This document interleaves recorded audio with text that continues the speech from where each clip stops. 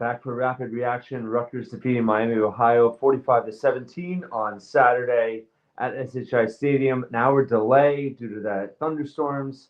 Pretty wild rain there for a little bit on Peacock. And Rutgers, offensively was pretty strong. Made the score a little bit more of a blowout than it really was in actuality, but a win's a win. Defense, certainly some concerns, giving up a lot of big plays in this game.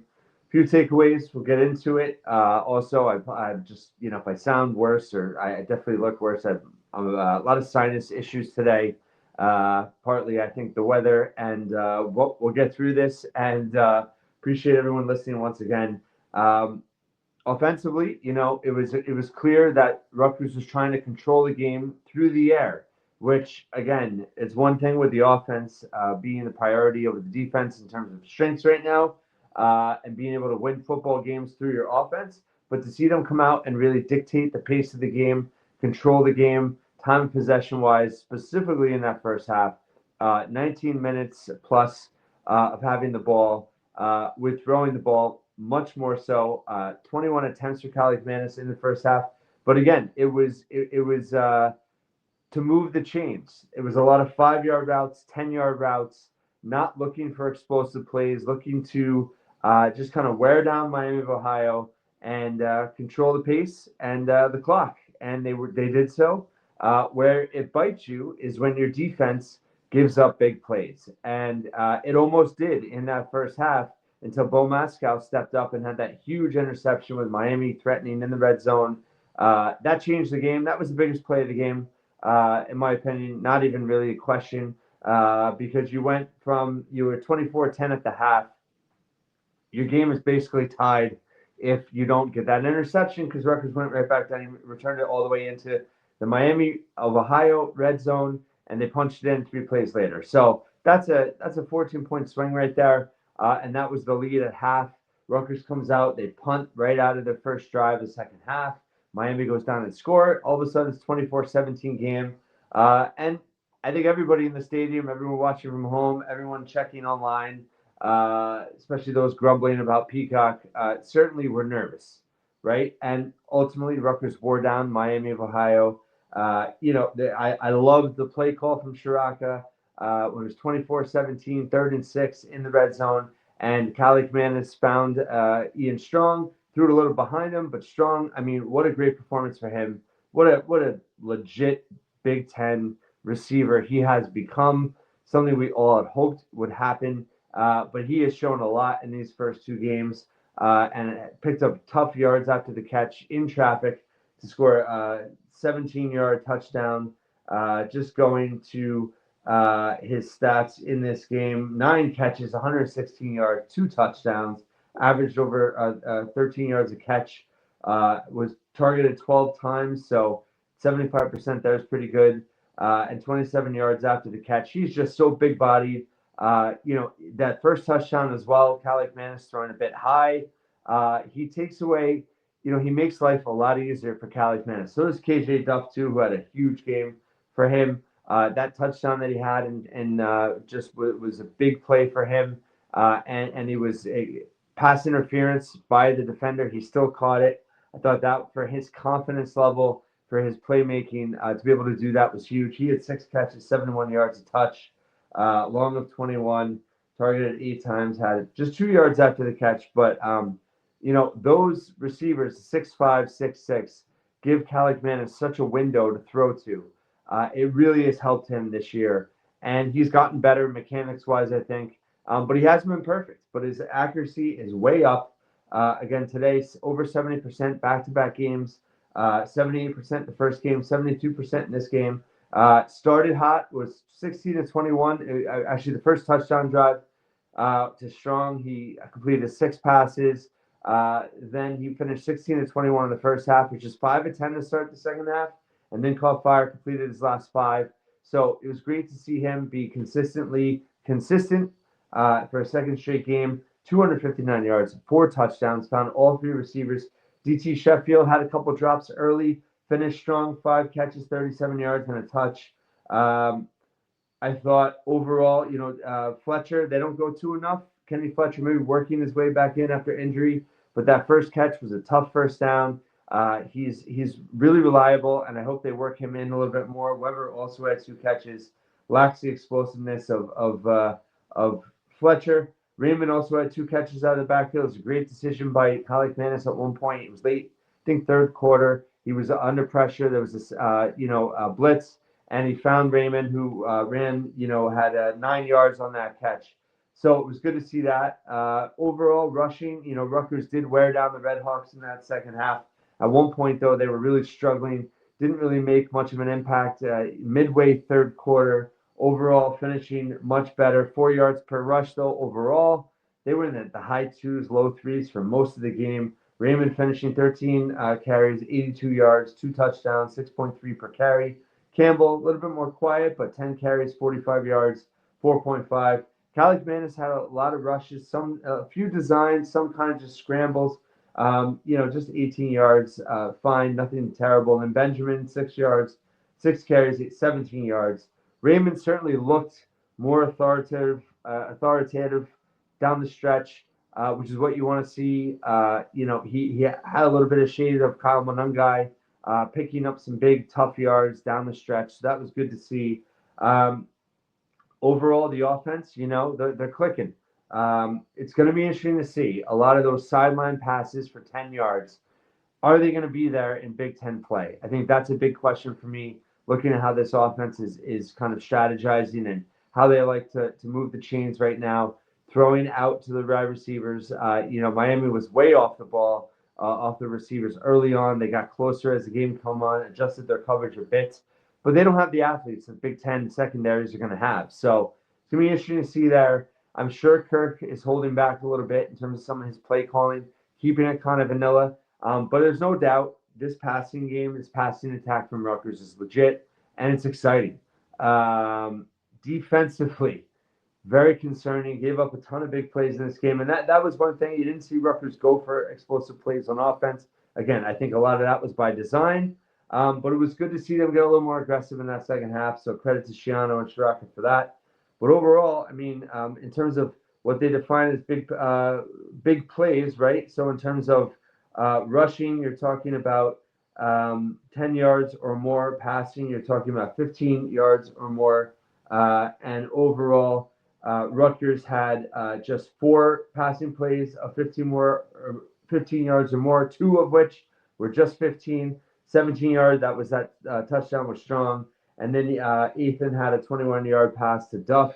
And then rushing, they had 18-yarder from Campbell, a 12-yarder from Raymond, and a 35-yarder from Raymond late in the game that, just showed that Miami, Ohio was wearing down. But a big run for him, and it was great to see. In terms of Miami, Ohio, they had more big plays. 5 through the air, they had a 62-yarder and a 69-yarder. On that 62-yarder, Phil Simms said on Peacock, I don't know what coverage they're in. I really don't. That was his quote. And looking at the replay, there were several players that just kind of were caught in flat-footed and in no man's land. No one picked up the receiver, and they got burned badly. It didn't result in a touchdown, but it just exposed this defense, just giving up big pass plays, a 24-yarder, 15-yarder, 17-yarder. And then on the rushes, Finn beat him up, had a 39-yarder, did have a couple 13-yard scrambles as well. I thought the defense got better. I thought as a team, they got better in that fourth quarter, which is a positive and certainly what you want to see. And they made it sure that, Miami, Ohio, who was threatening, they blew them out in the end. And that is a very important step from this game. But the defense just does not look up to snuff in terms of what you want to see from this team heading into Big Ten play.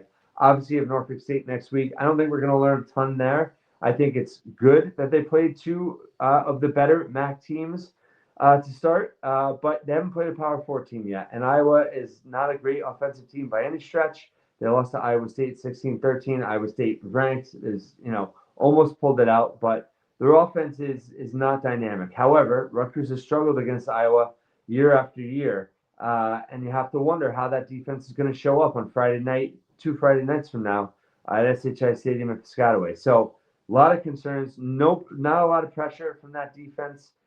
Defensive front, once again, not even sure how many. I'll have to look up here really quickly how many sacks they got. Yeah, not a lot there. Once again, from the Rutgers defense, was it just one?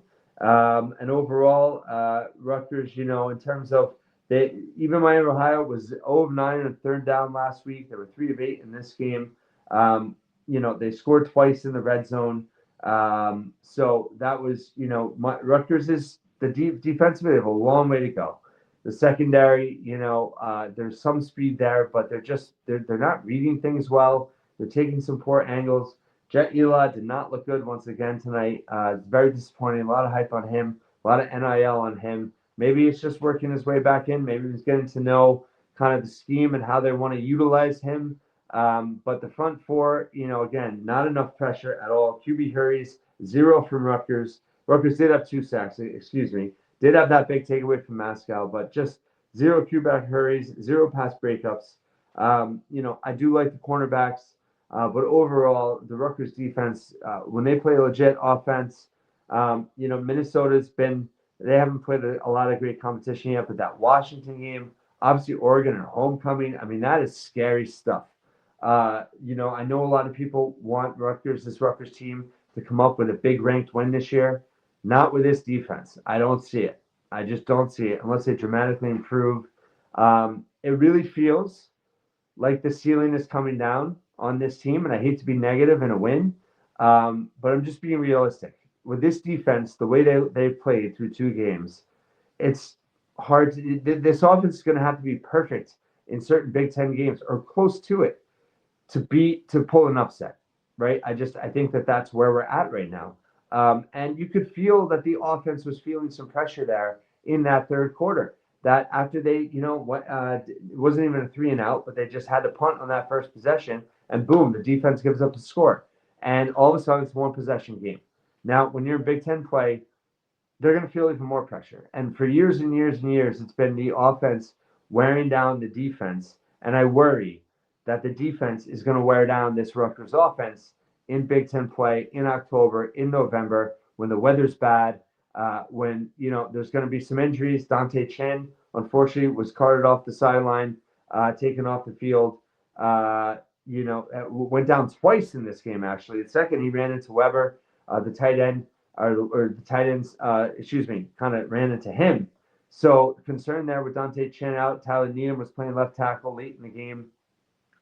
So, and that's another thing to touch on. The injury report going in this game and the first game, I haven't really said too much, but this is 2 years in a row coming out of training camp. Rutgers had a lot of injuries. Granted, not a lot of key injuries this time.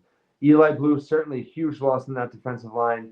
And no, I'm not sure the reason. I know Shiano was kind of harping on it in the Monday presser that it was a nonsense injury, kind of avoidable. But I think where this team is at right now is the offense is certainly going to have to carry the defense, and you just have to worry that once you get into the thick of it and the dog days of Big Ten play, and once the weather gets tighter and messier, it's supposed to be a really cold October.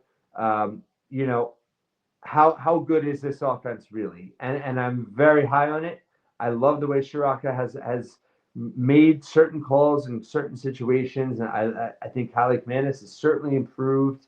By the way, shout out to AJ Cerez making his debut late in the game. These receivers are great.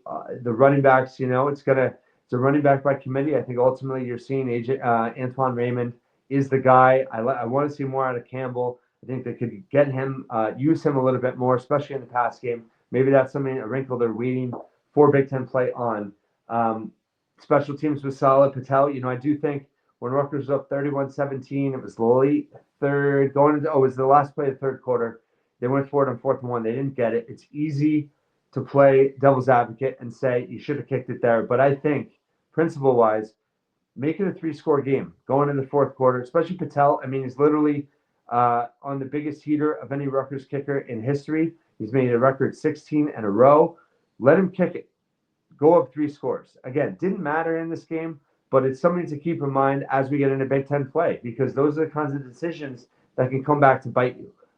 Again, just kind of a anecdote in this game, but let's see if it shows up in October. Patel, kicking another 39-yarder. He keeps his streak going. So it is what it is. This team is it's an obvious team right now. It's an offense that we're really excited about, that has shown a lot in the passing game, been steady in the run game. It's, again, a different philosophy this year, rightfully so, with the way the personnel is. I like the way the Shiraka offense is evolving in year three. Defensively, a lot of question marks, a lot of concerns. Even the linebackers I didn't think played great today. There's a lot to be desired there. Now, granted, Ohio beat West Virginia at home tonight, 17-10, so that victory looks better. And that offense is certainly, I think they're the team to beat in the MAC right now. So, but to see Miami of Ohio, a team that got shut out in Madison against Wisconsin, a mediocre Wisconsin team, we think. Finn has a lot of experience, but he made him pay in certain situations. And I think those two deep balls, the 68 and 62-yarder, those are big concerns, right? The secondary looks like a mess a little bit at times, and specifically the safeties I'm talking about. I think the cornerbacks are solid. I thought Cam Miller was solid again tonight. Henderson had a penalty, but him and Shadi Salam, I mean, they're okay. I think the secondary is where they've really seen holes and the inability to stop big plays. And, Finn, I think Miami of Ohio didn't really take advantage enough of trying to run him. I think if they did, it could have been more of a problem. So a lot of adjustments to make. Norfolk State, you're going to get a lot of time. The biggest thing is get healthy out of that game, stay healthy out of that game. And then you're going to have a big one in Iowa to chance, hopefully, knock on wood, to be 4-0, which would be a huge accomplishment. So listen, trying to be positive. This team certainly can win 6 games, 7 games. Can they do more than that? With this defense, the way they're looking, I don't think so. But we'll see. I could be wrong. I'd be happy to be wrong. You have to get better as the season goes on. They talk about that big jump from week 1 to week 2. I talked to David Anderson this week. I think that's a bit overrated. The defense certainly didn't take a jump from week 1. So if you want to look at it from that phase, not a good sign against a lesser offense than you had against Ohio.